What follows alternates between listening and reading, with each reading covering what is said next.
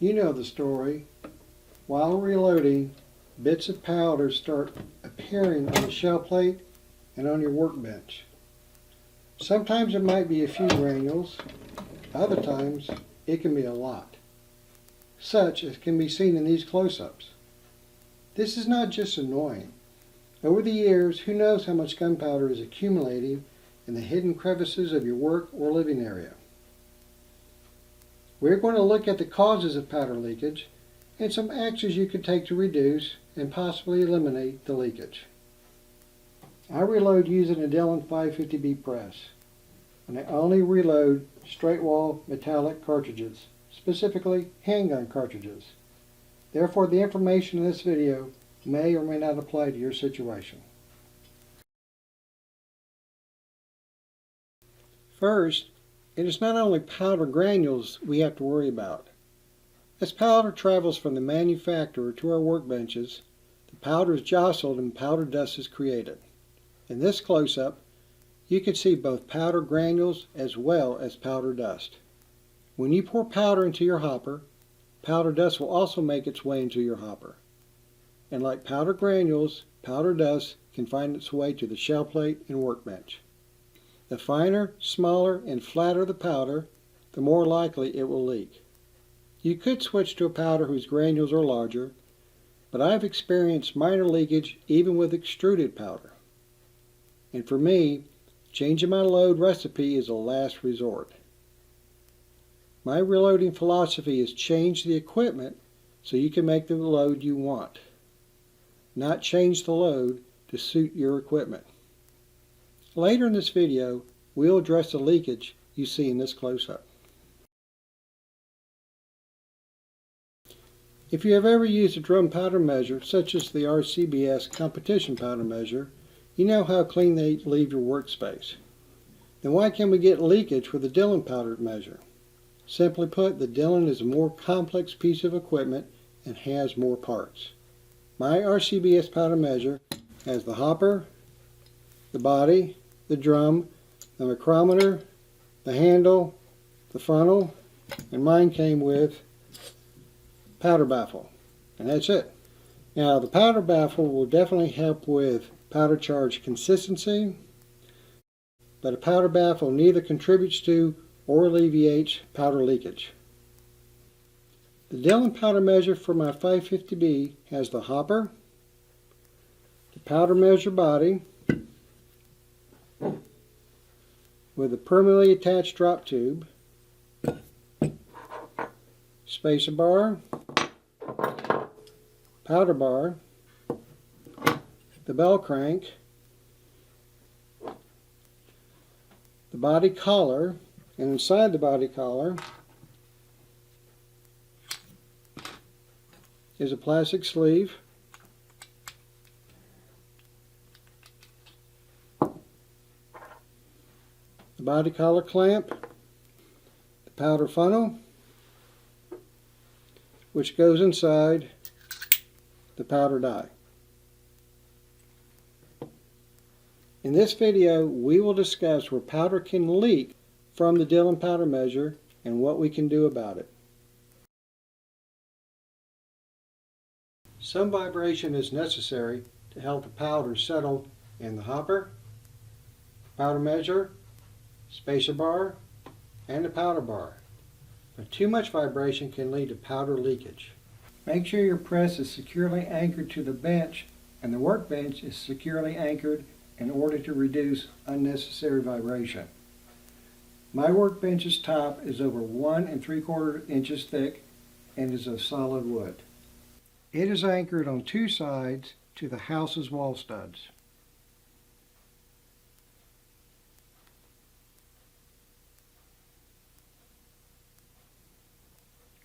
And on the side with the press, there are two industrial angle irons securing the legs.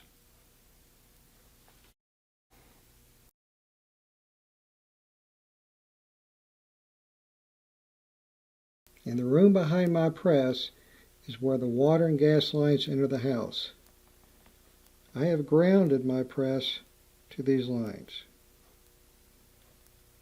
And I have created additional grounding for the powder measure.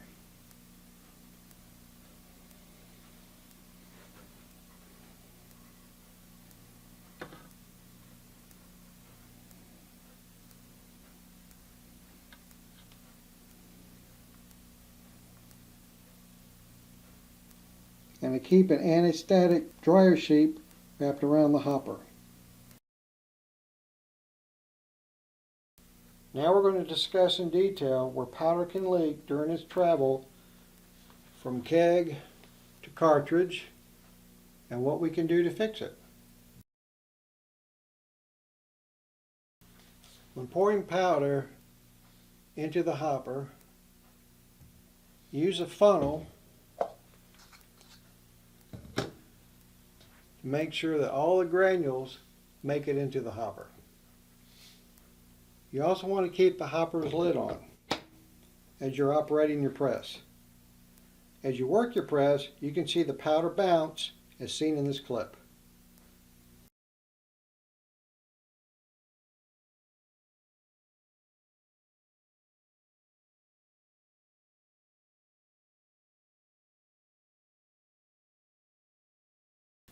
If you keep your hopper full to where the powder is near the top of the hopper and you leave the lid off, then as the powder bounces, some of it will inevitably bounce out of the hopper. So make sure the lid is on whenever the press is operated.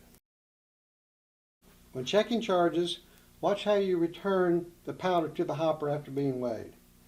If some of the powder is sticking to the pan, don't bang the powder pan on the edge of the hopper in a back and forth motion. The powder will come loose, but it'll probably end up on your workbench instead of the hopper. Instead, use your other hand to cover the hopper and gently tap in an up and down motion to loosen the powder. In the Dillon powder measure, powder flows from the hopper, powder measure body, spacer bar, powder bar. When the powder measure is activated, the case pushes up on the powder funnel where it contacts the drop tube and the powder measure body, and this causes the entire powder measure body and hopper to rise. At the same time, the powder bar is pushed backwards where it drags the powder across the bottom of the powder measure body until the powder falls into the drop tube, then falls into the powder funnel, and finally into the case. If you see powder on top of the powder bar, either in front or in back, as seen in these close-ups,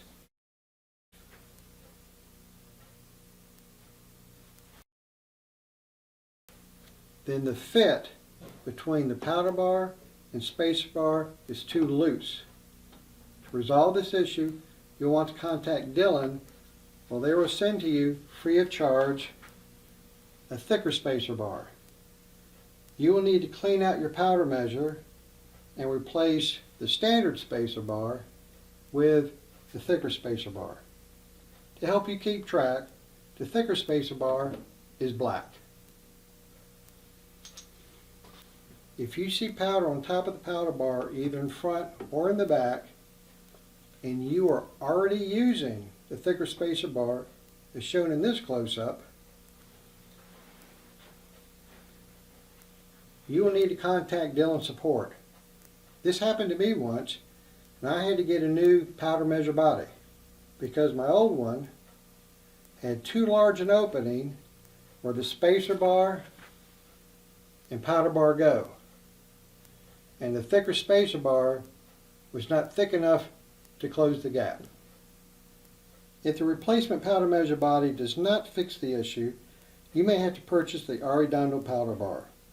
This powder bar is intentionally made to be too thick to fit into the Dillon powder measure body, so you have to modify the powder bar until you get a tight fit.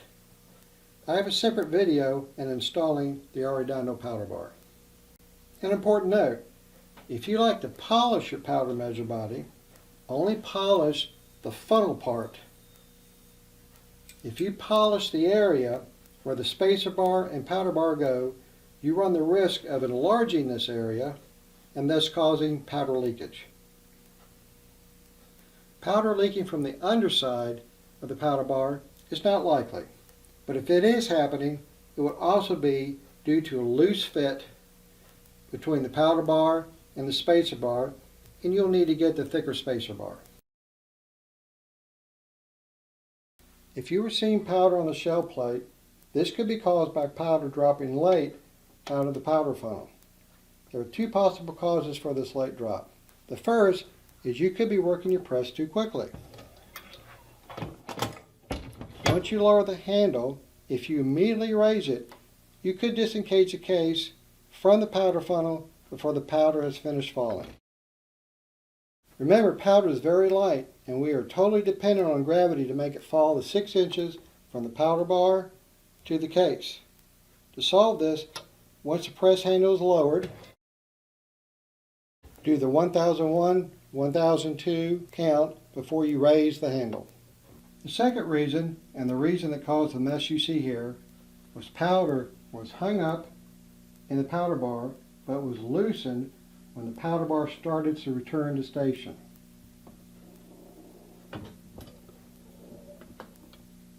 However, by the time the powder bar started its return, the case had already become disengaged from the powder funnel, and the powder fell into the air as seen in the short clip.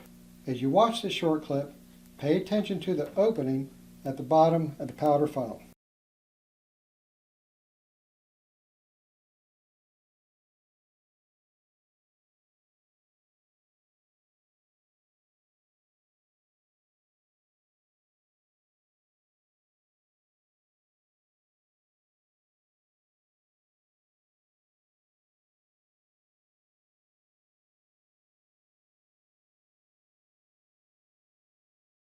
The 1001, 1002 count will not fix this because the stuck powder does not drop until the powder bar starts its return to station.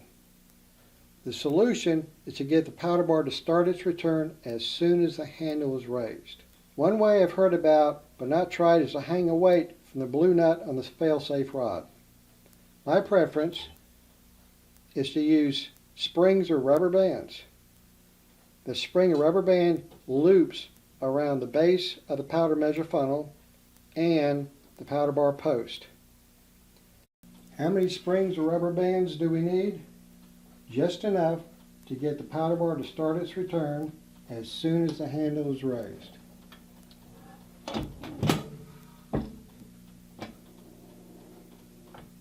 For this particular powder measure, we can see that one spring is not enough.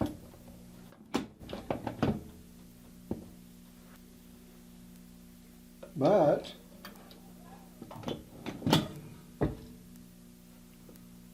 two springs are.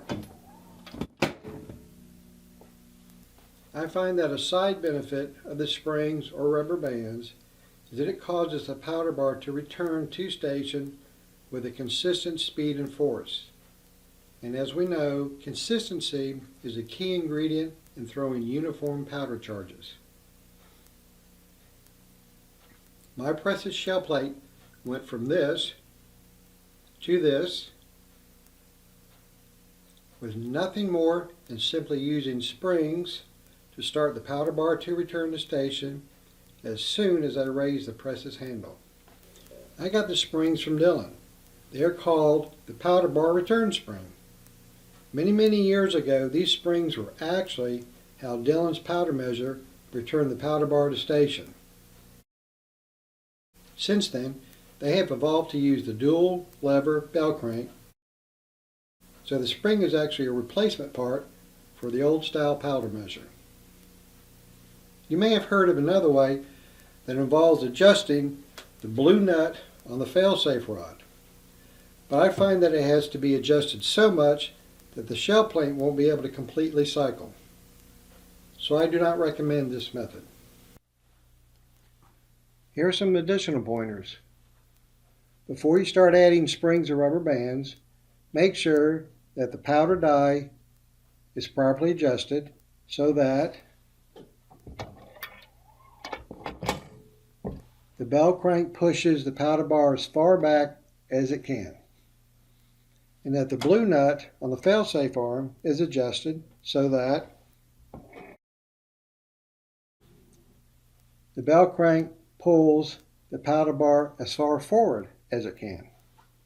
Also, because of the tight fit the space bar and powder bar, which is a good thing, is so much that you have to use two springs and you're not comfortable with how much force the two springs return the powder bar, try a combination of spring and rubber band. And when you're done reloading, relieve the tension on the spring and or rubber bands that you use. All you have to do is remove them off the powder post. What about polishing the inside of the drop tube and the powder funnel? Will that help? Well, when I look at the inside of my powder funnel, the tool marks are so apparent that it would take grinding, not polishing, to remove them. So at best, you might be able to smooth out these tool marks using a 200 or 220 grit sandpaper. But be certain to thoroughly clean and dry the drop tube and powder funnel if you do this. Now that we have charged the case with powder without making a mess, we need to index the shell plate so the charged case will move to the bullet seating station.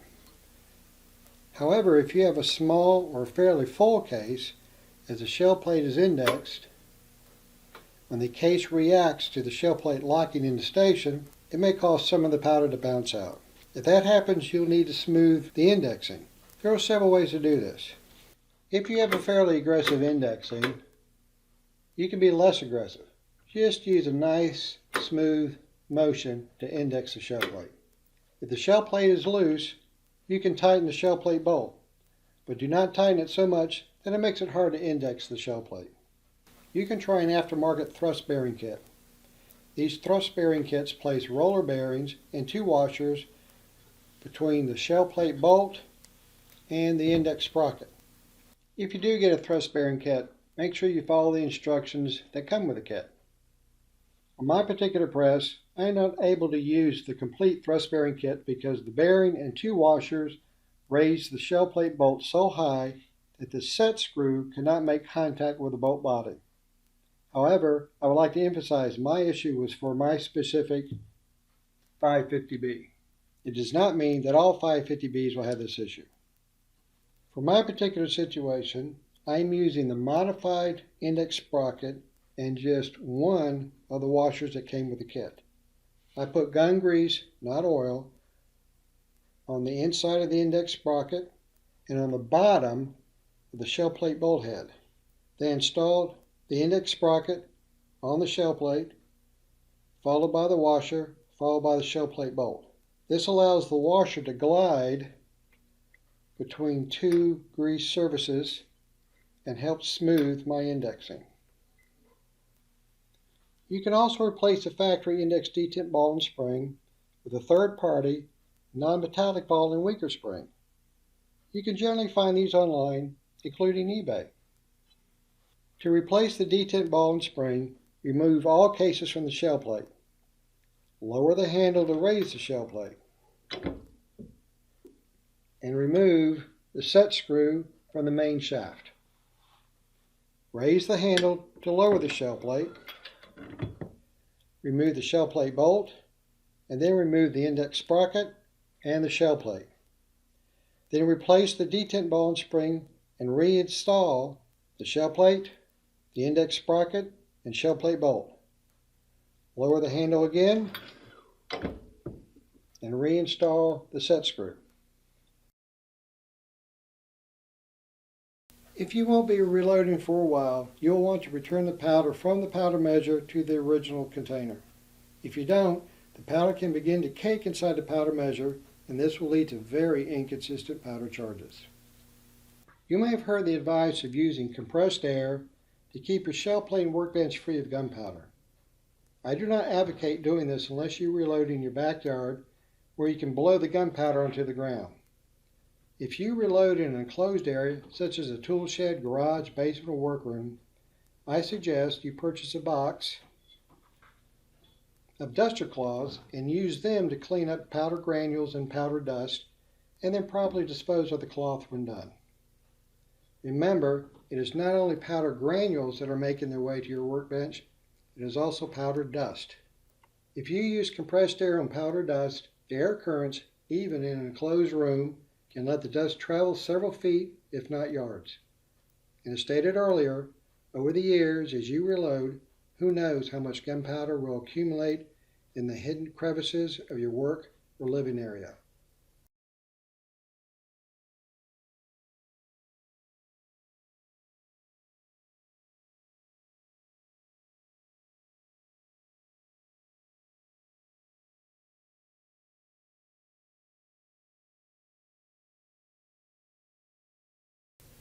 I hope this video was useful to you, and thank you for watching.